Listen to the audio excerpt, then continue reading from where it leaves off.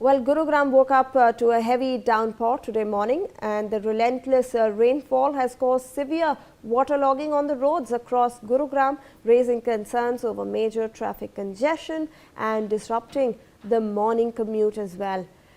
Joining us live on the broadcast is my colleague Gulshan Grover with more on this. Gulshan, हम देख रहे थे कि कल शाम में तो भारी ट्रैफिक था गुरुग्राम के रोड्स पे। आज कैसा हाल है लोगों का अब जब कंटिन्यूअसली 24/7 हमें रेन मिला है? देखिए, बिल्कुल गुड़गांव में हुए जलभराव के बाद कई जगह ट्रैफिक की स्थिति काफी बाधित रही, चाहे वो नेशनल हाईवे 48 हो, चाहे वो सोना रोड का एलिवेटेड फ्लाईओवर के नीचे सर्विस लेन हो, गोल्फ कोर्स और एक्सटेंशन रोड हो, कई जगह ट्रैफिक जो है बाधित रहा। और आज भी आईएमडी ने गुड़गांव को ऑरेंज अलर्ट में रखा है, क्योंकि यहाँ पर आज भी भारी बारिश की जो संभावना है वो जताई जा रही है।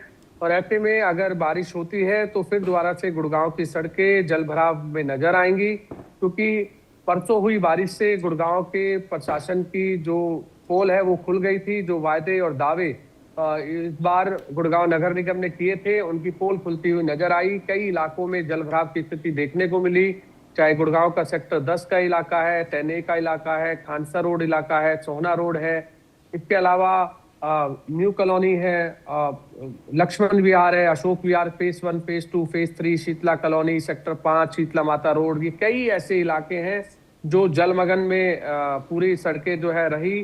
सड़कें जो है वो तालाब के रूप में तब्दील हो गई। ऐसे लगा कि जैसे नदी का बहाव जो है सड़कों पर नजर आ रहा हो। कई जगह गाड़ियां जो है डूबती हुई नजर आई, कई जगह सड़कों में गड्ढे होने की वजह से गाड़ियां फंसती हुई नजर आई। ये तस्वीरें साफ तौर से देखी गई। लेकिन आज जिस तरह से आईएमडी ने फिर दोबारा से ऑरेंज अलर्ट में गुड़गांव को रखा है, और ऑरेंज अलर्ट में रहने के बाद अगर इस बार भी भारी बारिश अगर गुड़गांव में होती है तो जरूर हालात बिगड़ सकते हैं। और हालात बिगड़ने की वजह से ही गुड़गांव पुलिस ने इस बार सभी कॉर्पोरेट और निजी संस्थानों को ये कहा है कि वर्क फ्रॉम होम कराएं, ताकि भीड़ भाड़ जो है सड़कों पर अगर कम रहेगी तो ट्रैफिक व्यवस्था बिगड़ेगी नहीं, और ट्रैफिक पुलिस कर्मियों को भी ज्यादा मशक्कत नहीं करनी पड़ेगी। क्योंकि अगर कम गाड़ियां सड़कों पर नजर आती हैं तो इससे ट्रैफिक जो है बाधित नहीं होगा। लेकिन अभी फिलहाल वर्क फ्रॉम होम और जो निजी संस्थानों को और कॉर्पोरेट घरानों को ये कहा गया है, लेकिन अभी तक ऐसा हमें दिख रहा है कि तमाम कॉर्पोरेट जो कंपनियां हैं उनके जो भी कर्मचारी काम करने वाले हैं वो इस समय अपने ऑफिस में ही काम कर रहे हैं। इस समय स्कूल भी खुले हुए हैं, स्कूलों में भी बच्चों को जो है काफी परेशानियां इस भारी बारिश से उठानी पड़ रही है, क्योंकि 2 से 3 बजे का समय होता है जब बच्चे अपने स्कूल से घर की तरफ जा रहे होते हैं। तो उस समय बारिश का जो माहौल है वो गुड़गांव में नजर आया, और इस दौरान बच्चे भी बारिश में फंसे आए। 2-2, 3-3 घंटे तक बच्चे अपने स्कूल से घर तक नहीं पहुंचे, ऐसी स्थिति भी जो है वो देखी गई। और कई जगह रूट डाइवर्ट भी किया गया है। ट्रैफिक पुलिस ने जो गुड़गांव के नरसिंहपुर रोड पर सड़क धंसी थी, उसके बाद से दिल्ली से जयपुर की ओर जो जाने वाले लोग थे उनको एसपीआर रोड से द्वारका एक्सप्रेसवे रोड तक कल के लिए रूट डाइवर्ट किया गया था। फिलहाल हजारों की संख्या में ट्रैफिक पुलिसकर्मी इस समय सड़कों पर है, क्योंकि गुड़गांव पुलिस कमिश्नर का कहना है कि कहीं भी ट्रैफिक बाधित ना रहे।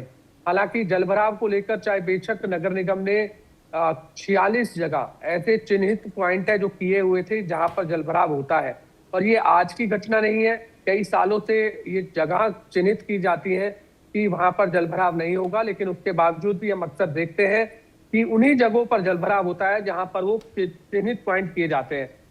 आखिर कोई स्थायी समाधान नहीं किया जाता है। पंपों और जनरेटरों के माध्यम से पानी की निकासी का प्रबंध जरूर कर दिया जाता है, लेकिन उसका कोई स्थायी समाधान हो जाए कि वो अगले साल वहां पर पानी भरे ही ना, ऐसी कोई व्यवस्था नहीं की जाती है। और गुड़गांव नगर निगम के पास या गुड़गांव मेट्रोपॉलिटन डेवलपमेंट अथॉरिटी के पास, दोनों अथॉरिटी के पास पैसों की कोई कमी नहीं है। गुड़गांव नगर निगम के पास 2000 करोड़ रुपए का बजट है, गुड़गांव मेट्रोपॉलिटन डेवलपमेंट अथॉरिटी के पास भी हजारों करोड़ रुपए का बजट है।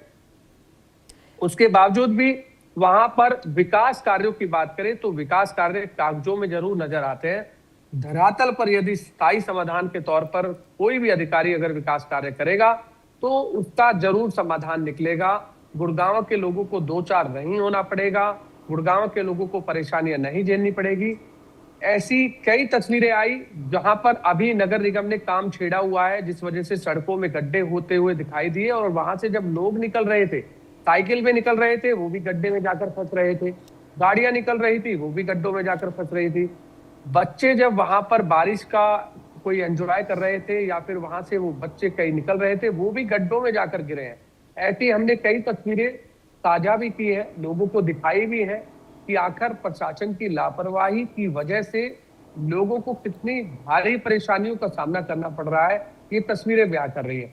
ऐसा नहीं है कि गुड़गांव टैक्स नहीं देता है, गुड़गांव टैक्स जो है सालाना 40,000 करोड़ रुपए का टैक्स देता है।